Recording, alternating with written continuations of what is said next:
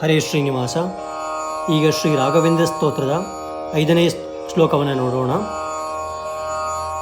ಭವ್ಯಸ್ವರೂಪೋ ಭವದುಃಖತೋಲ ಸಂಘಾಗ್ನಿಚರ್ಯ ಸುಖಧೈರ್ಯಶಾಲಿ ಸಮಸ್ತದುಷ್ಟಗ್ರಹ ನಿಗ್ರಹೇಶೋ ದುರತ್ಯಯೋಪಪ್ಲವಸಿಂಧುಸೇತುಃ.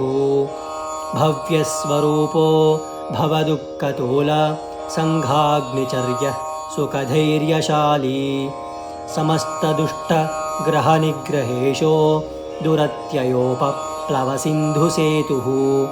ಭವ್ಯಸ್ವರೂಪೋ ಭವದುಃಖತೋಲ ಸಂಘಾಗ್ನಿಚರ್ಯ ಸುಖಧೈರ್ಯಶಾಲಿ ಸಮಸ್ತದುಷ್ಟಗ್ರಹನಿಗ್ರಹೇಶೋ ದುರತ್ಯಯೋಪಪ್ಲವಸಿಂಧುಸೇತುಃ. ಭವ್ಯಸ್ವರೂಪೋ ಭವದುಃಖತೋಲ ಸಂಘಾಗ್ನಿಚರ್ಯ ಸುಖಧೈರ್ಯಶಾಲಿ ಸಮಸ್ತದುಷ್ಟಗ್ರಹ ನಿಗ್ರಹೇಶೋ ದುರತ್ಯಯೋಪಪ್ಲವಸಿಂಧುಸೇತುಃ. ಭವ್ಯಸ್ವರೂಪೋ ಭವದುಃಖತೋಲ ಸಂಘಾಗ್ನಿಚರ್ಯ ಸುಖಧೈರ್ಯಶಾಲಿ ಸಮಸ್ತದುಷ್ಟಗ್ರಹ ನಿಗ್ರಹೇಶೋ ದುರತ್ಯಯೋಪಪ್ಲವಸಿಂಧುಸೇತುಃ. ಭವ್ಯಸ್ವರೂಪೋ ಭವದುಃಖತೋಲ ಸಂಘಾಗ್ನಿಚರ್ಯ ಸುಖಧೈರ್ಯಶಾಲಿ ಸಮಸ್ತದುಷ್ಟಗ್ರಹ ನಿಗ್ರಹೇಶೋ ದುರತ್ಯಯೋಪಪ್ಲವಸಿಂಧುಸೇತುಃ. ಈಗ ಮೊದಲಿನಿಂದ ಹೇಳೋಣ. ಮೊದಲನೇ ಶ್ಲೋಕದಿಂದ ಇಲ್ಲಿಯವರೆಗೆ ಹೇಳೋಣ ಒಂದು ಸತಿ. ಓಂ ಶ್ರೀ ಗುರುಭ್ಯೋ ನಮಃ. ಹರಿ ಓಂ.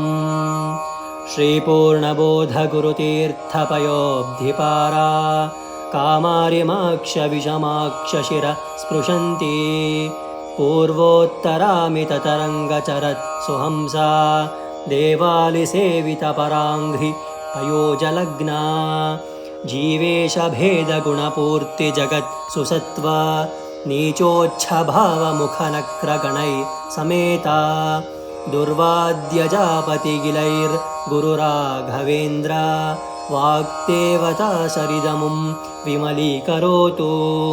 ಶ್ರೀರಾಘವೇಂದ್ರ ಸಕಲಪ್ರದಾತಾ ಸ್ವಪಾದಕಂಜದ್ವಯಭಕ್ತಿಮದ್ಭ್ಯಃ ಅಘಾದ್ರಿಸಂಭೇದನದೃಷ್ಟಿವಜ್ರಃ ಕ್ಷಮಾಸುರೇಂದ್ರೋ ವತು ಮಾಂ ಸದಾಯಂ. ಶ್ರೀರಾಘವೇಂದ್ರೋ ಹರಿಪಾದಕಂಜ ನಿಷೇವಣಾಲ್ಲಬ್ಧಸಮಸ್ತಸಂಪತ್ ದೇವ ಸ್ವಭಾವೋ ದಿವಿಜದ್ರುಮೋಯ ನಿಷ್ಟಪ್ರದೋ ಮೇ ಸತತಂ ಸ ಭೂಯಾತ್. ಭವ್ಯಸ್ವರೂಪೋ ಭವದುಃಖತೋಲ ಸಂಘಾಗ್ನಿಚರ್ಯ ಸುಖಧೈರ್ಯಶಾಲಿ ಸಮಸ್ತದುಷ್ಟಗ್ರಹ ನಿಗ್ರಹೇಶೋ ದುರತ್ಯಯೋಪಪ್ಲವಸಿಂಧುಸೇತುಃ.